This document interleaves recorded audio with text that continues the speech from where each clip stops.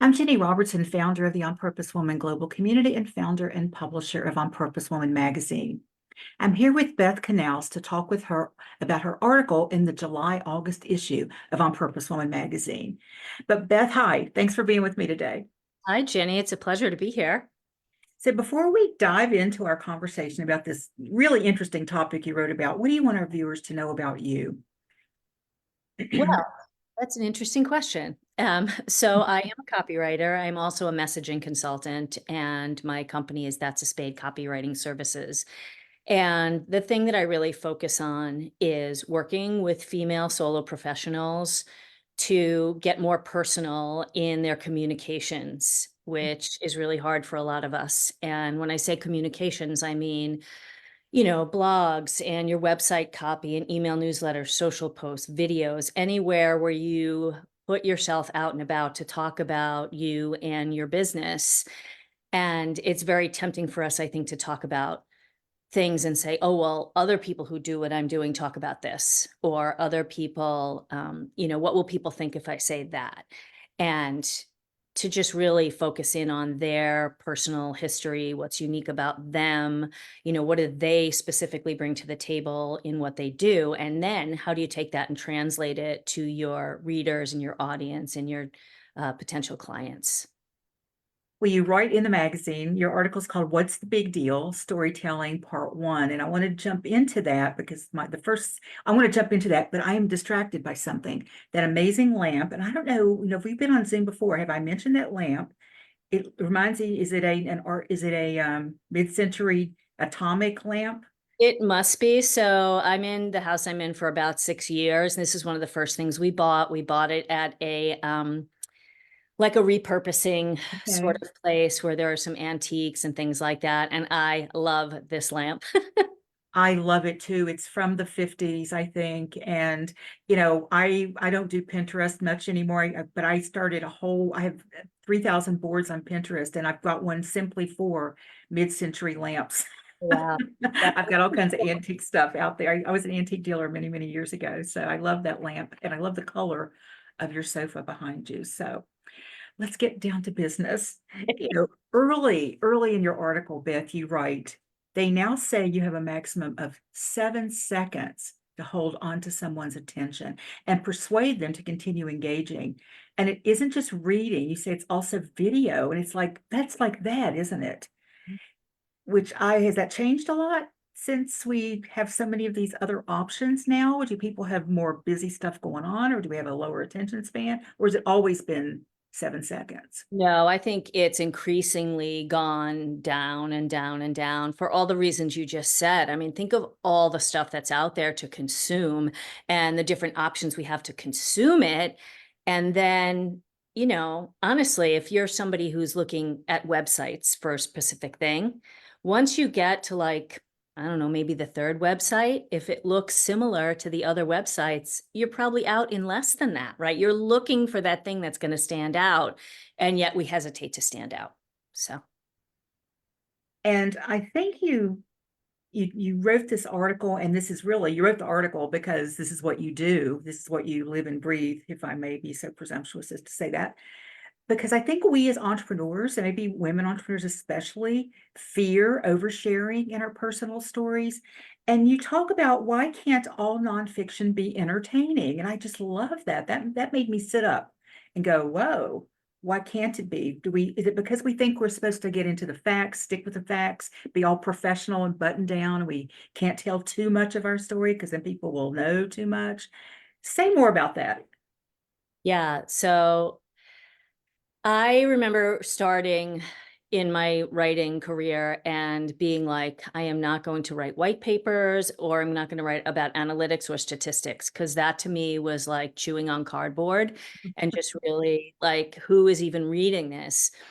And that was, I think, what would be considered not creative nonfiction. But you're right. Why can't everything have something about it that's engaging? Why does everything have to be so dry? Because at the end of the day, who is really reading it?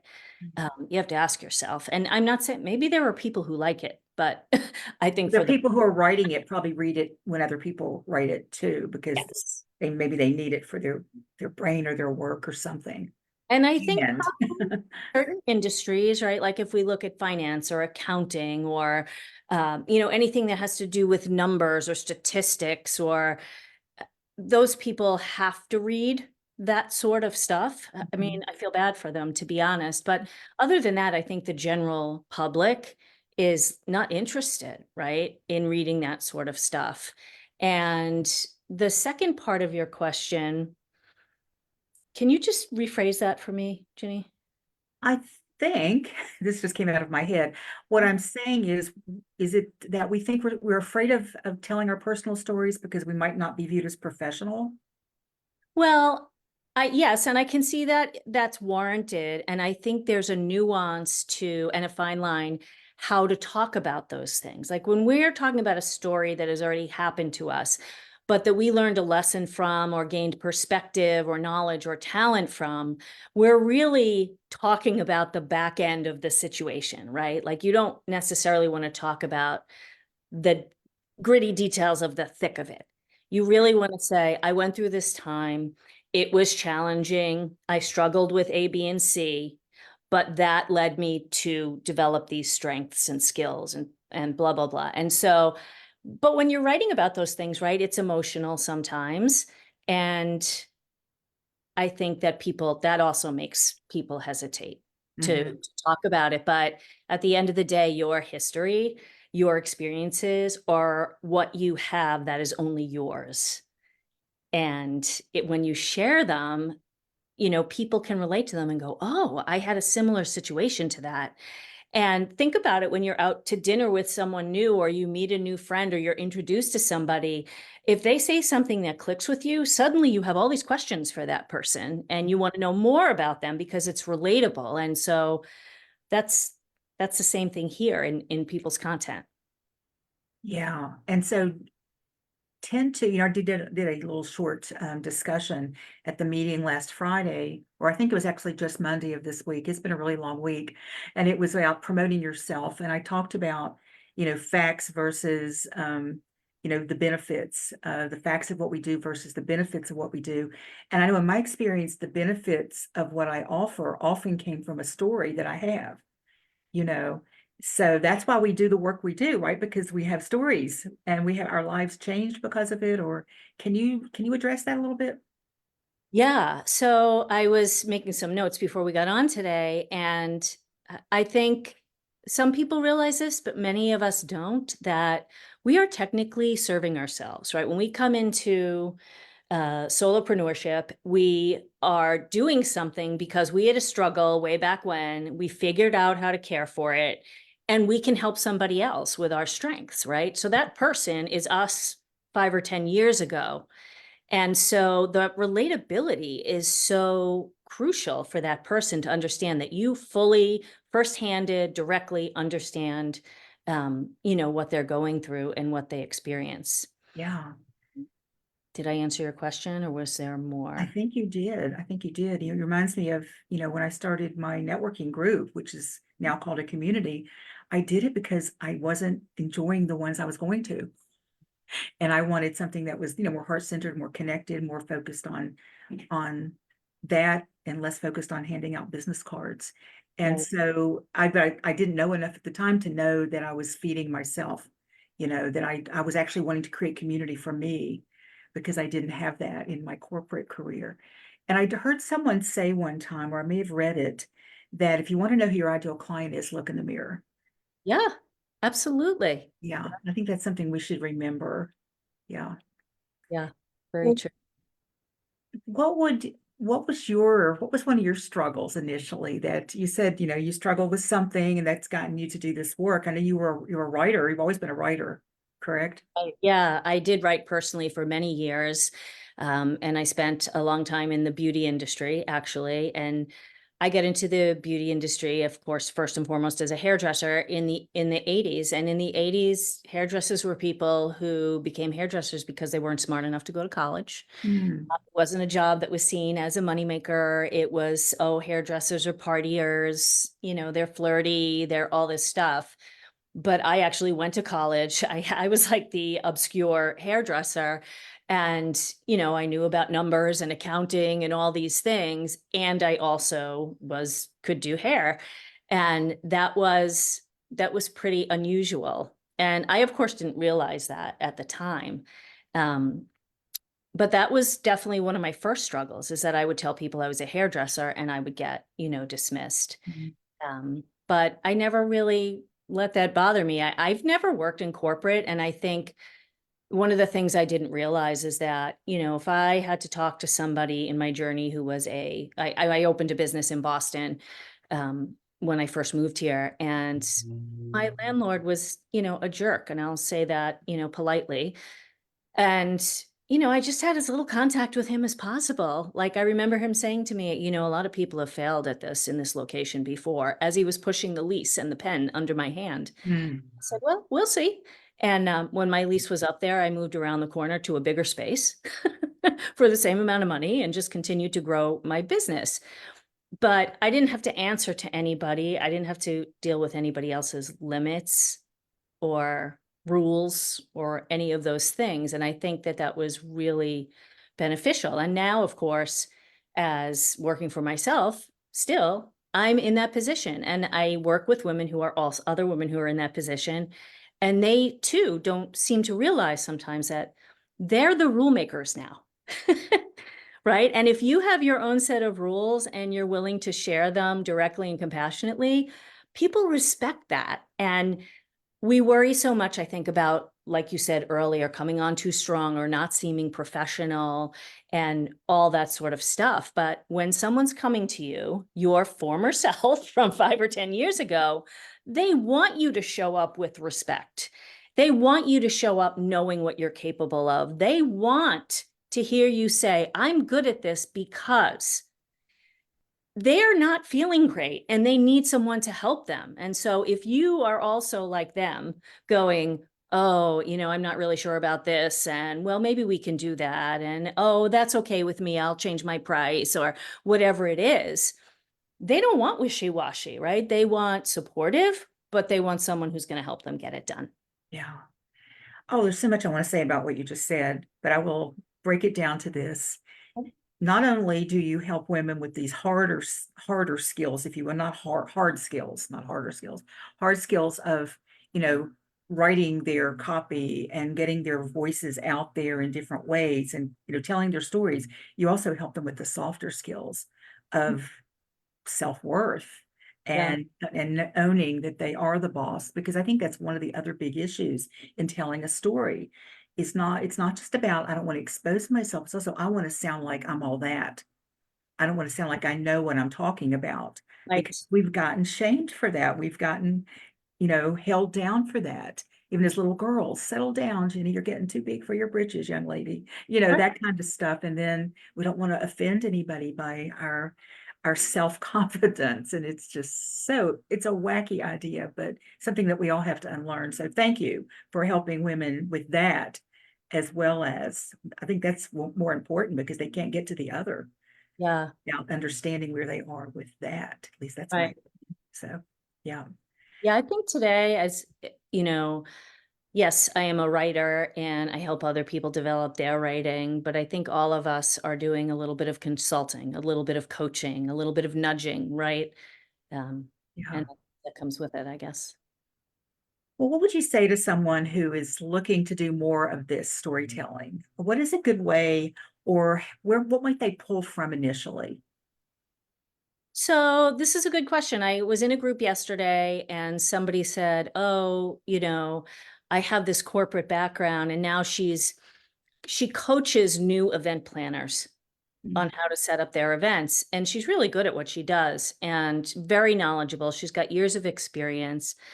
And she said, I don't know how to bring all of that other experience into what I'm doing now. And I said to her, you just have to go back and find stories, right? It's hospitality, it's catering and events. There's got to be all kinds of stories, with all those people coming to things and figuring out the logistics alone of like planning a family Thanksgiving. And this is a woman who's talking about hundreds of people for conferences and things like that. And I said to her, I know you long enough to know that you have stories from those corporate days that you can bring forward to now and that you can relate them. And I think that's what it is like when something comes up and we know to ourselves, oh, I know how to handle this. We should say, I know how to handle this because I learned it somewhere. Where is that place? And Mm. what exactly was it? That's the first thing I'll say. The second thing is I find for myself, my stories come into my mind at the most inconvenient times. So you have to be prepared to capture them because you will not hold on to them. You know, if you're someone who's over 40, over 45, your brain is not your friend. You're going to lose a bunch of ideas that come in, especially if you have a lot of them. Capture them either vocally or have notepads everywhere. Um, it's a lot harder to sit down and say, what story am I going to come up with today? That makes it more challenging. Yeah. So just start keeping a list of all the stories, just like as Yeah, they come up organically, and pull from them as you can. right. Do we tell our stories differently in print or in speaking, do you think, or is there a difference in that? I think so. I think there is. I think when somebody writes something, like I know for me, it takes me a while to work through something and then I rearrange stuff. And then I think we expect in print for things to kind of be chronological and smooth, whereas you have a little more freedom when you're speaking to add your personality, like your sense of humor. Are you laughing? Are you smiling? Are you serious? Um, and I think even if we're following a practiced script or something, there are going to be little bits that come to you and that you can add in. So I do think that they're different. I agree. And what about content with social media? You have any tips on, I don't even know what I'm asking you here. It's not an article, it's not it may be repurposing even some things that you've already written or spoken about, but you want to make that personal connection, but quickly because you've only got, a Right. bit of space. What do you suggest for that? Well, so I think what you have to do first is you have to get over the fear. So many of us are like, I already posted something like that. You know, we assume that everybody is seeing everything that we post, and that is so not the case. Um, So that's the first thing. The second thing is you want people to hear you saying the same things again and again in different ways because they need to hear you a certain amount of times before they go, I want to work with that person. They're not going to, chances are, first time out of the gate, they're not going to do that. So if people get stuck, your posts are in your website copy. You should be able to look at your website copy and take a section and say, I can post about this, Mm. and just go through it and pull from there. If you have frequently asked questions on your website page, you can do that. Use those for social posts. Actually, I'll take it further. You can take your FAQs and you frequently asked questions for anyone who's unfamiliar with the term. You can write a blog or a LinkedIn article on each one. And in those blogs and articles, you can be taking chunks of social media. And then you can be using those chunks for your video. There's so much that you can do with minimal content. Yeah. And I think people are so overwhelmed. And the last thing I'll say is, you do not need to be everywhere. You need to be where you're comfortable being, where it's easy for you to be, and where you really enjoy being. And I think, the other thing is people think, oh, I have to be on all the platforms and Mm. do all the things. And, not if you're not getting the engagement everywhere and all the things, or you're not meeting the right clients. They're not there. So get off that platform. It's not serving you. Beth, that's so brilliant. It reminds me of that question, what's the best exercise? The one you'll do. Mhm. So it's like, what's the best platform? The one you'll actually go on and engage. Right.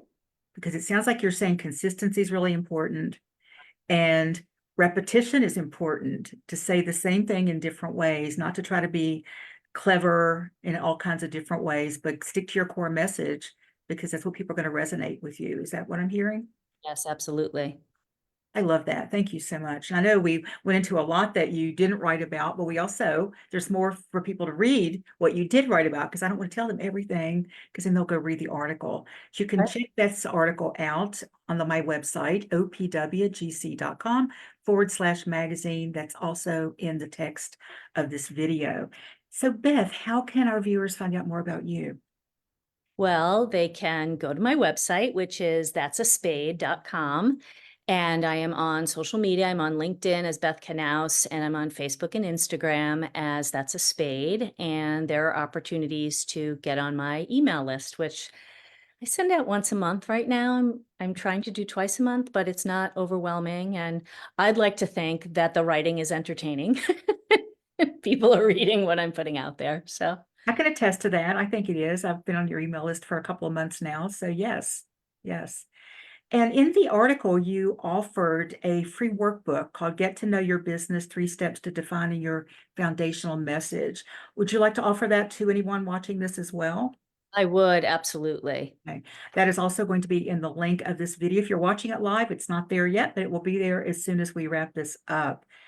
So Beth, as we do wrap up, do you have a final thought for our viewers? Yes. So I had an interesting conversation yesterday with a potential client, and she said, the websites in my industry, they're all similar. And I said, that's the number one reason why yours should be different. So you don't want to look at other people and say, well, everybody else is doing this, because people are just going to see the same thing over and over again. You want to do something different, something that makes you stand out. It's usually in your gut. Your gut usually tells you what it is. Yeah. And it goes back to, I think, those fears of being seen again, doesn't it? Don't want to stand out, don't want to rock the boat, don't want to be too out there or too different, right? Well, if you want to meet your ideal clients and you want to help them the way that you've been helped by Right. yourself, then you got to be out there. Like, ladies, I'm going to speak into you right now. You've got to be out there. You've got to be promoting yourself, tooting your own horn, telling us what you're good at, telling us, how you got there. Tell us your story so that we can relate to that. And sometimes just the story itself can be healing for someone else. Just hearing the story and then the outcome of the story, the learning from it, the healing from it. That by itself sometimes can be cathartic for some people. So Beth, thank you so much for being with me, for sharing your article in the magazine, for sharing yourself with our viewers today. And also you wrote part 2 for the September-October issue, which everyone, it will be out this Sunday. So you go over to the website, and Beth's article that we're talking about today will be in our archives on Sunday. So you can just hit the archives for the last issue, read part 1, and then part 2 will be out this Sunday. So thank you so much for sharing your wisdom with us. I really appreciate you. Thank you, Ginny. I want to thank anyone watching the Real Women, Real Purpose talk show. For more information on the On Purpose Women Global Community and magazine, please click on the links to this video and be sure to check out Beth's website for all that she offers, and that link is also in the text of this video. And for more interviews with amazing women living their lives on purpose, check out our YouTube channel, also in the text of this video. Have a great rest of your day, everyone.